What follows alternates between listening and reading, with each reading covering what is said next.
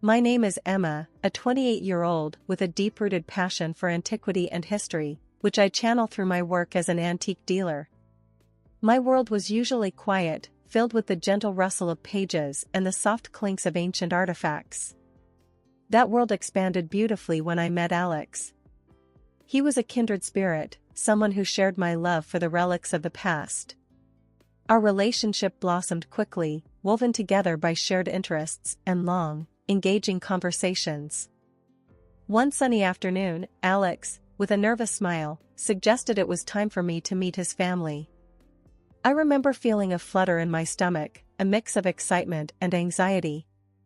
I wanted to make a good impression, to show them the woman who had captured their son's heart. The day arrived, and I chose my outfit carefully, a vintage blue dress that complemented my eyes, hoping it would be a conversation starter about my love for all things historic. As we drove to his mother's house, Alex reassured me, "They're going to love you, just be yourself." The Harper family home was an old structure, its walls echoing with a sense of tradition and formality. I was introduced to Alex's family, his mother, Mrs. Harper, a woman with a commanding presence, his brothers, Ethan and Liam, and their wives, Chloe and Hannah. Dinner was served in a room that looked like something out of a period drama, with family portraits adorning the walls.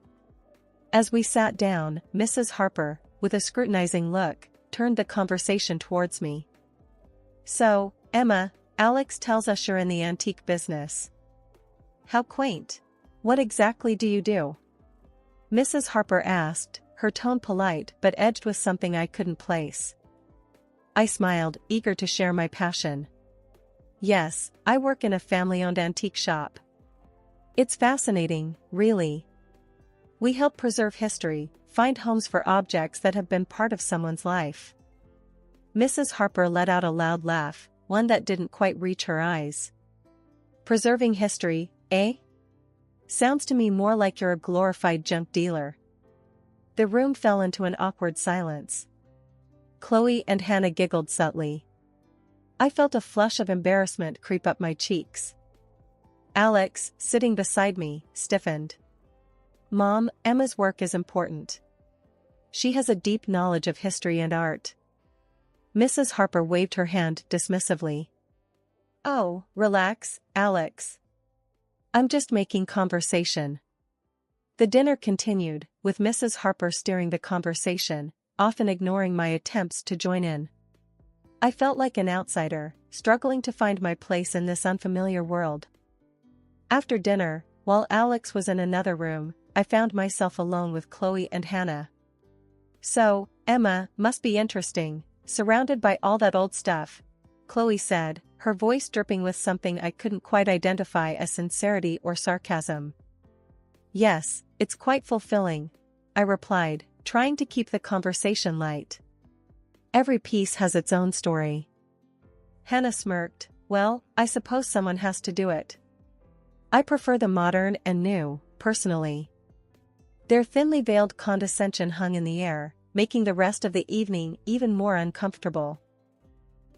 That night, as I lay in bed, the echoes of the evening played in my mind. The laughter, the looks, the comments, they all pointed to a future where I might never quite fit in. It was the start of a journey I hadn't anticipated, one that would challenge my love for Alex and test my resolve in ways I never imagined.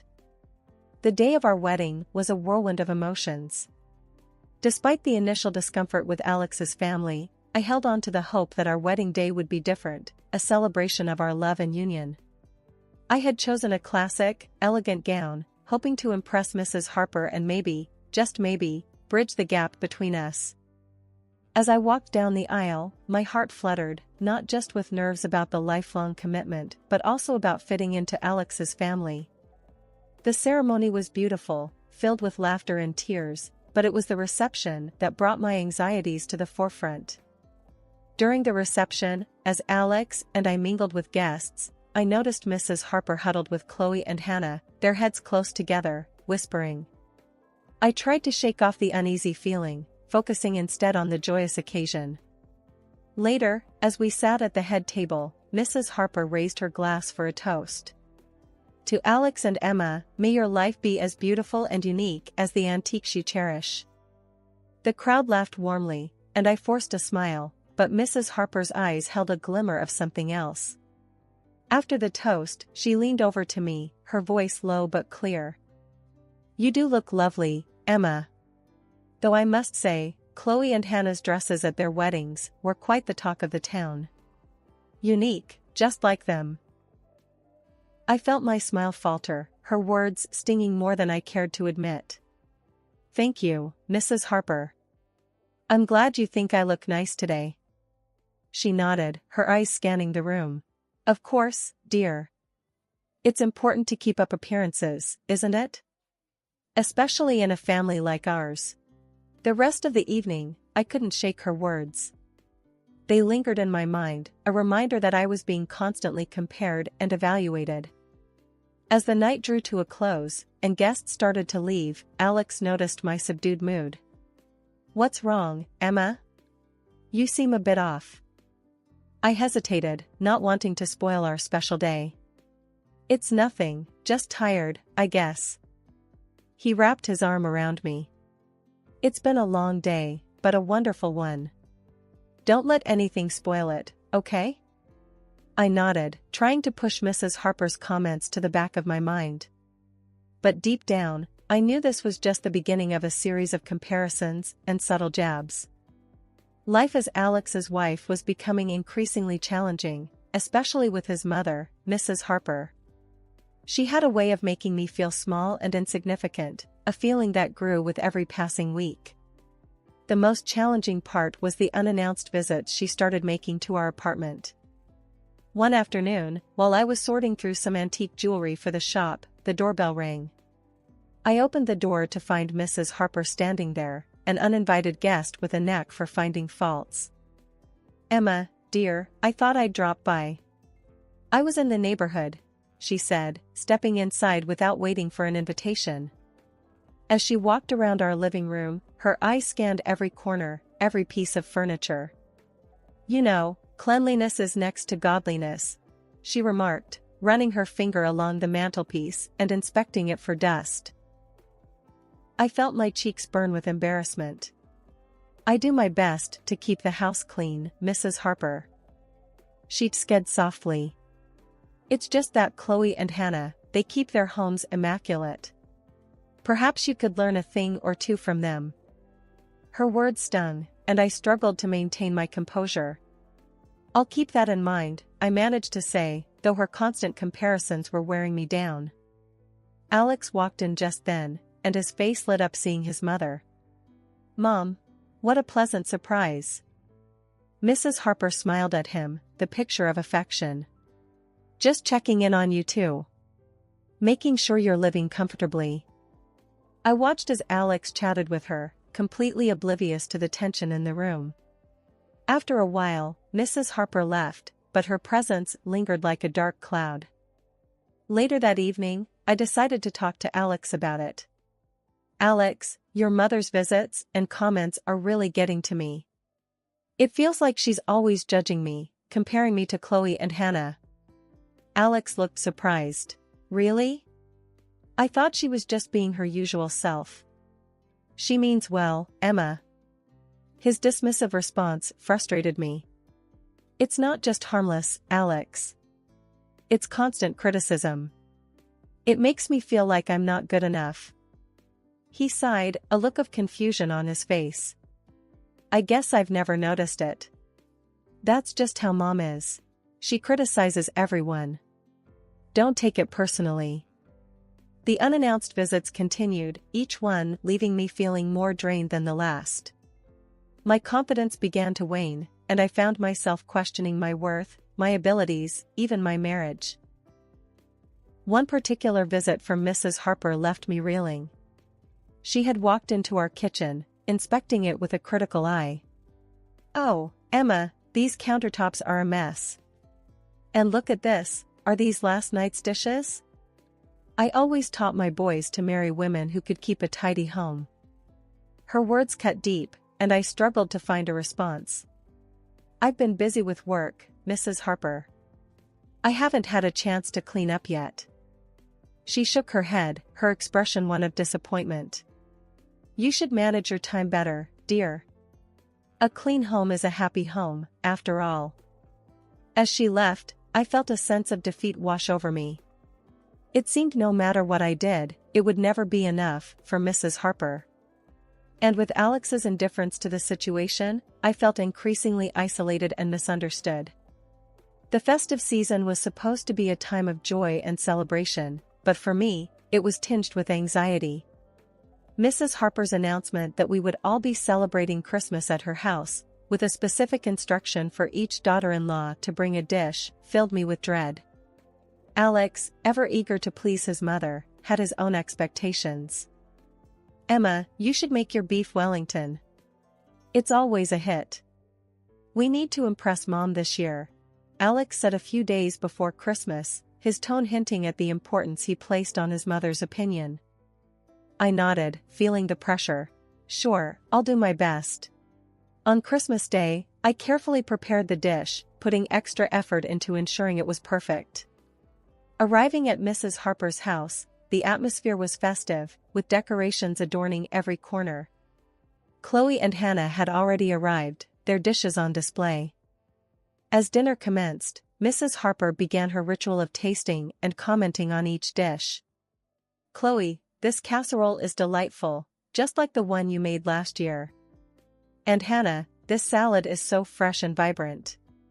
You always know how to bring a healthy option to the table. Both Chloe and Hannah beamed under her praise, while I nervously awaited my turn. Finally, Mrs. Harper reached for a slice of my beef Wellington. The room fell silent as she chewed thoughtfully. Then she made a face, pushing the plate away. This is bland, completely tasteless. Honestly, Emma, if you can't cook, you shouldn't bother trying. The room erupted in quiet giggles from Chloe and Hannah. I felt my face flush with embarrassment and hurt. Alex, who was seated next to me, said nothing, his eyes fixed on his plate. I tried to defend myself. I'm sorry you didn't like it, Mrs. Harper. I followed the recipe exactly. Mrs. Harper waved her hand dismissively. Well, next time leave the cooking to those who know how. This dish is more suited for the trash than a Christmas dinner. The rest of the evening passed in a blur. I felt small and humiliated, my confidence shattered. Alex's lack of support only added to my sense of isolation. Later that night, back at our apartment, I confronted Alex. Why didn't you say anything when your mother insulted my cooking? You saw how upset I was. Alex sighed, a look of frustration crossing his face. Emma, that's just how Mom is. She doesn't mean any harm. You're taking this too seriously. Too seriously? Alex, she humiliated me in front of everyone. And you just sat there? I replied, my voice rising with emotion. Alex shook his head, his response a mix of indifference and annoyance. You need to learn to let these things go. It's not worth getting upset over. But it was worth it to me. It was about respect, about being valued and supported, especially by the person who was supposed to be my partner. The tension that had been building up over the past few months seemed to culminate as Mrs. Harper's birthday approached. Alex, ever keen to stay in his mother's good graces, insisted that we needed to outdo his brothers with our gift. Emma, this is important to Mom. We need to give her something that stands out, something that shows we care more, Alex said one evening as we discussed gift ideas. Reluctantly, I suggested an antique vase from our shop. It was exquisite, with a rich history that I thought would appeal to Mrs. Harper's taste. It's beautiful and unique, just like her, I said, trying to sound enthusiastic. Alex scrutinized the vase, his expression uncertain. All right, but remember, how Mom reacts is on you. His words stung, but I brushed them aside, hoping the vase would somehow bridge the gap between Mrs. Harper and me. On the day of the birthday celebration, we arrived at Mrs. Harper's house, the vase carefully wrapped. The atmosphere was lively, with family members exchanging pleasantries. Chloe and Hannah had already presented their gifts, both receiving warm approval from Mrs. Harper. Finally, it was our turn. I unwrapped the vase, presenting it to Mrs. Harper with a hopeful smile. "Happy birthday, Mrs. Harper. We thought this would be a perfect addition to your collection." Mrs. Harper's expression changed from anticipation to disbelief as she examined the vase. "This? You think this old piece of glass is a suitable gift?" Her voice was laced with contempt. I felt my heart sink. "It's an antique, Mrs. Harper. It has a lot of historical value." But before I could say more, Mrs. Harper's anger boiled over. With a look of disgust, she hurled the vase to the ground, shattering it into countless pieces. "I don't want this junk in my house. This is an insult." The room fell silent. I stood frozen, unable to believe what had just happened. Alex, who had been standing next to me, turned and said in a low voice, "You should leave, Emma. You've upset my mother enough." His words were like a final blow, stripping away any remaining hope I had of fitting into his family. Without a word, I turned and walked out of the house, the sound of the shattered vase echoing in my ears. Back at our apartment, I packed a few essentials, my mind racing with the events of the evening. I left the divorce papers on the kitchen table, a silent message to Alex that I could no longer endure this life. Later, when Alex called, his tone was incredulous.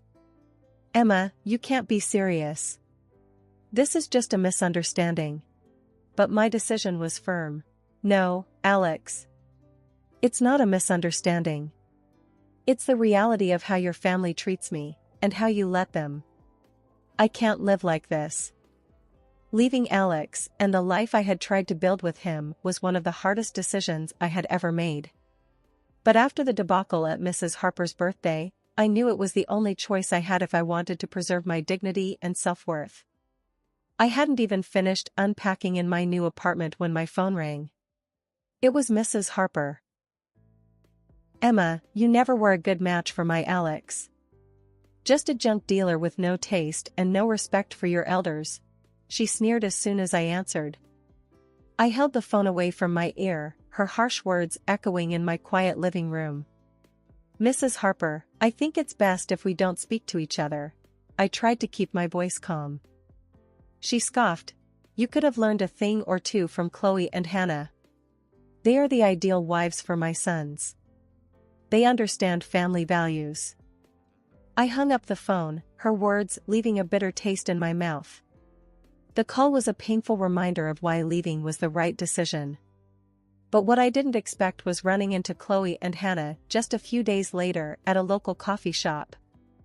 "Oh, look, it's Emma. How's the junk business?" Chloe taunted as they approached my table. Hannah chimed in with a sly smile. "We heard about the divorce. You know, you just had to play the game. Make Mrs. Harper happy, laugh at her jokes. It's not that hard." Their words stung, but I was no longer the woman who would take this silently. "I'm not like you two.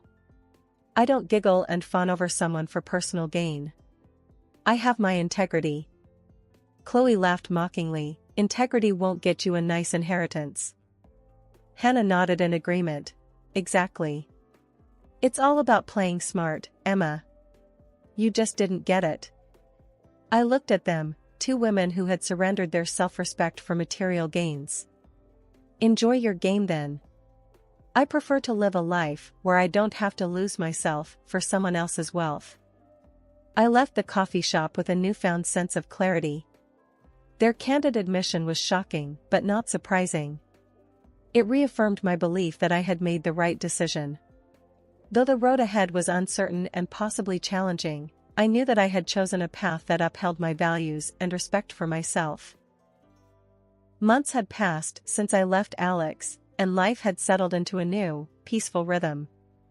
I was at my antique shop, engrossed in restoring a vintage clock, when I overheard a couple of regular customers gossiping. "Poor Mrs. Harper, all alone with her health failing. None of her family wants anything to do with her," one said. "Yes, I heard she's been complaining that her sons and their wives have abandoned her," added the other. Their words stirred a mix of emotions in me, but pity wasn't one of them. The next day, as I was sifting through some old letters in the shop, my phone rang. The caller ID showed Mrs. Harper's number. Taking a deep breath, I answered. "Emma, it's me, Mrs. Harper. I'm ill, very ill. No one is here to help me, not even my own sons." Her voice was weak, quivering with a blend of desperation and self-pity. "I'm sorry to hear that, Mrs. Harper, but why are you calling me?" "I'm no longer part of your family," I replied, my tone neutral. "But you were once. You're the only one I can turn to now. My sons, their wives, they don't care. They insult me, ignore me," she said, her voice cracking. I couldn't help but let out a short laugh. "Mrs. Harper, do you remember how you treated me? How you insulted and belittled me at every turn?" There was a pause on the other end, and then she said, "But I'm family. You have a duty to help me." "No, Mrs. Harper. I had a duty to your son, which ended when our marriage did," I responded, my patience wearing thin. "And let's not forget the antique vase you smashed at your birthday. That vase was worth thousands. Thousands that you owe me," I added. There was a sharp intake of breath from her end. "That vase? That was just an old piece of glass." "That old piece of glass was a valuable antique. You owe me $5,000 for it," I said firmly. Mrs. Harper was silent for a moment, and then I heard her coughing. $5,000? I don't have that kind of money. That's not my problem, Mrs. Harper. You should have thought about that before you destroyed it, I replied. The call ended shortly after, with Mrs. Harper's pleas turning into bitter mumbles. I hung up the phone, feeling a mixture of relief and sadness. Mrs. Harper was reaping the consequences of her actions, alienated by her own family due to her harsh and critical nature. Life after my divorce from Alex had settled into a peaceful routine, centered around the antique shop, which had become my sanctuary. I was content in my little world of timeless treasures until one autumn day brought an unexpected twist. While enjoying a quiet cup of coffee at a local cafe, I overheard a conversation between two patrons. "Poor Mrs. Harper," one said. "Her own children sent her to a nursing home against her will. Can you imagine?" The irony of Mrs. Harper's situation wasn't lost on me. The woman who once wielded control over her family with sharp words and criticisms was now at the mercy of their decisions. A few days later, fate played its hand.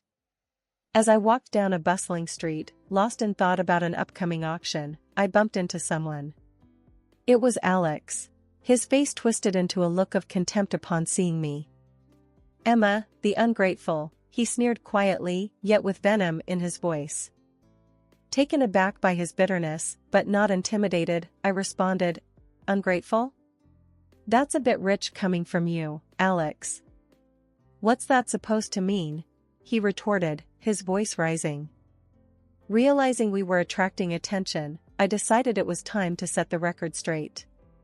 "Well, considering you and your brothers put your mother in a nursing home, refusing to care for her, you're hardly one to talk about gratitude." His face flushed with anger and embarrassment as passers-by began to take notice. "That was a family decision. You have no right to judge." "I have every right when you call me ungrateful," I shot back. "Seems to me like you abandoned the woman who needed you most. Where's your gratitude and respect for her?" Alex's expression faltered, a mix of shame and anger. He glanced around, noticing the curious and disapproving looks from the people around us. Without another word, he turned on his heel and hurried away, leaving me standing there, a mixture of relief and triumph washing over me. I continued my walk, the encounter leaving me with a sense of closure. The final chapter with Alex and his family had ended, not with a whimper, but with a revelation of their true colors. Later, as I sat in my cozy apartment, surrounded by relics of the past, I reflected on how much I had grown. The Emma who once sought approval and acceptance from Alex and his family was gone. In her place was a woman who knew her worth, who stood her ground, and who no longer tolerated disrespect.